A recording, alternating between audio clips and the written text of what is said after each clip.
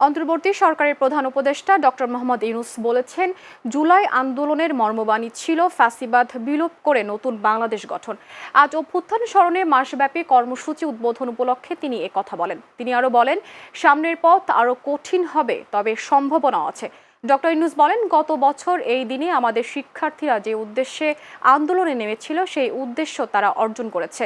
এর মাধ্যমে এদেশের মানুষ এক নতুন বাংলাদেশ পেয়েছে।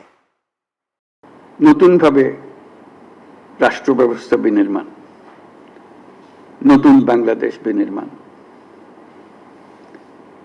আমরা প্রতি বছর এই সময়কালটা উদযাপন করব,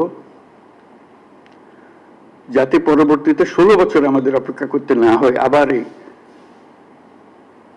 অভ্যুত্থান করার জন্য। আমরা প্রতি বছর এটা করব, যাতে কোনো স্বৈরাচারের কোনো চিহ্ন দেখা গেলে সেটা তাৎক্ষণিকভাবে আমরা বিনাশ করতে পারি। সেটার জন্য এটা অত্যন্ত গুরুত্বপূর্ণ।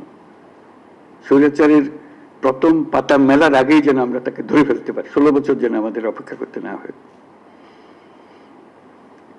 আজকের এই অনুষ্ঠানে উপস্থিত থেকে আমি গভীর শ্রদ্ধার সঙ্গে স্মরণ করছি সেই সব তরুণ তরুণী, নারী পুরুষ, শিশু, বৃদ্ধ, কৃষক, শ্রমিক, শিক্ষক, রিক্সাওয়ালা, যারা রাস্তায় নেমে গণতন্ত্রের পতাকা উঁচিয়ে ধরেছিলেন, সাহস, ত্যাগ আর দৃঢ়তার প্রতীক হয়ে উঠেছিলেন।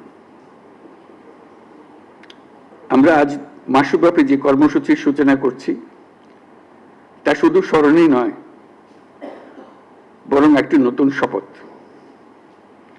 গত বছরের জুলাইয়ে দেশের সকল শ্রেণীর, পেশা ও বয়সের মানুষের মধ্যে যে ঐক্য তৈরি হয়েছিল, আমরা চাই এই জুলাইয়ে সেই ঐক্য আবার সুসংহত হোক।